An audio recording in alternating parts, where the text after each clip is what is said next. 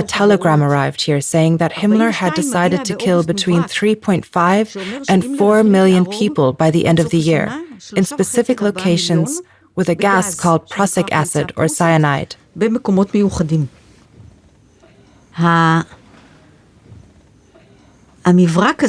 That telegram seemed so unbelievable that it was stuffed in a drawer.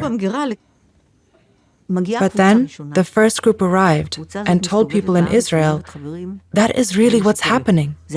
It's all true. It's terrible. They're doing it methodically. How could you hear such a thing when your entire family was living in Europe? It meant they had no more family, no more community. World War II ended, but the Allied victory over Nazi Germany did not affect British policy.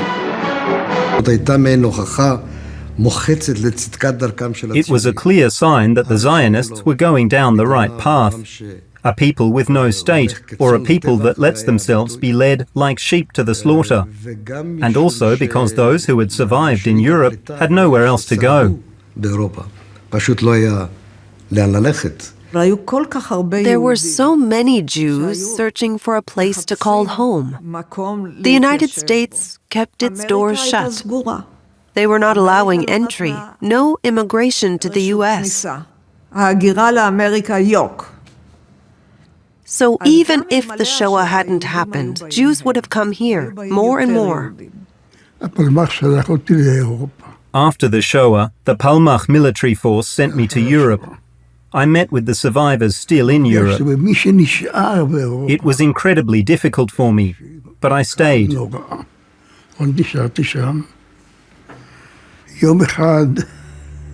At some point, I accompanied a few young people who wanted to immigrate illegally via Italy and France.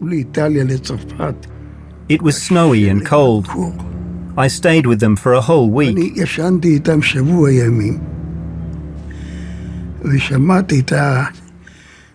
Every night I'd hear one of them scream from a nightmare. It affected me deeply.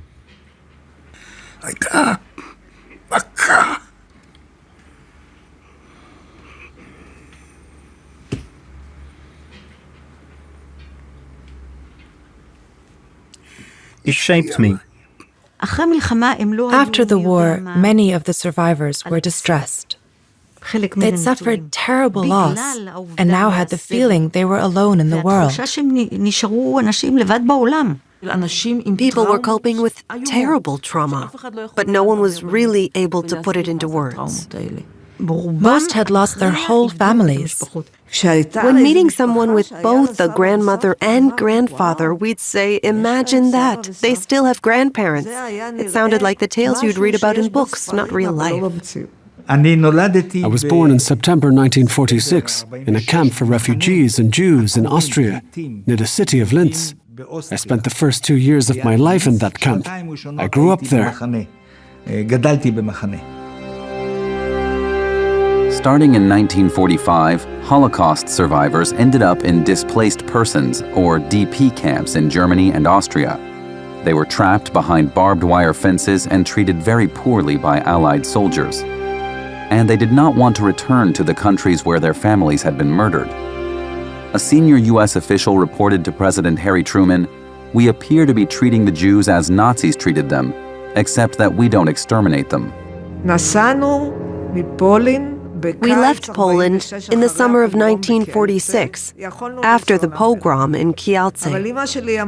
We could have gone to the United States, but my mother said, after the Shoah, we are going to a Jewish place. We came with a Greek ship, without authorization from the British Mandate government. We carried forged papers, and the day we arrived, there was a curfew. My mother said, "Where have we landed?" The British launched Operation Igloo to intercept Jewish immigrants on the coast of Palestine and deport them to Cyprus. These deportations were internally referred to by a euphemism: transfer and relocation.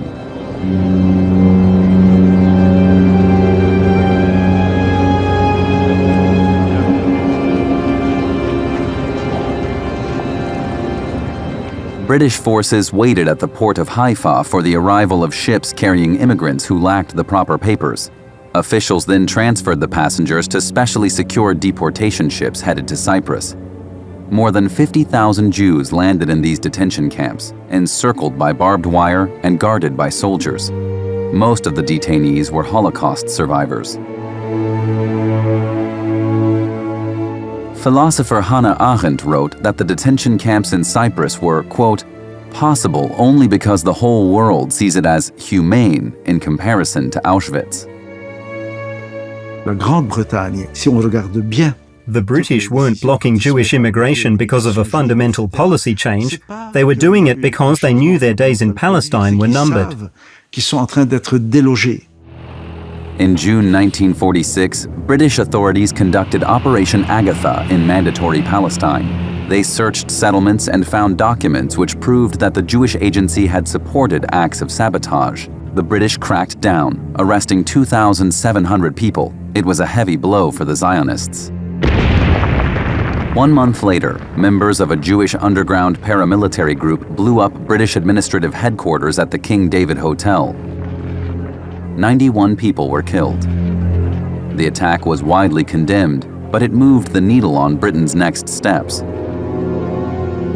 The British saw Jewish organizations were getting better organized and harder to control. Britain decided to retreat. The atmosphere became increasingly hostile until 1947, when the situation got really bad.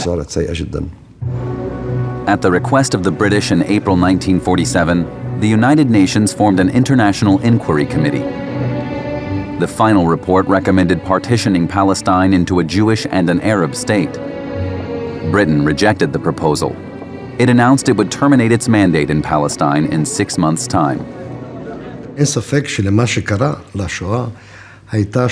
There was no doubt the Shoah had greatly influenced most members of the United Nations. And the UN committee that came here and toured the Jewish refugee camps in Europe decided after all that had happened, there was no choice but to give the Jews a state.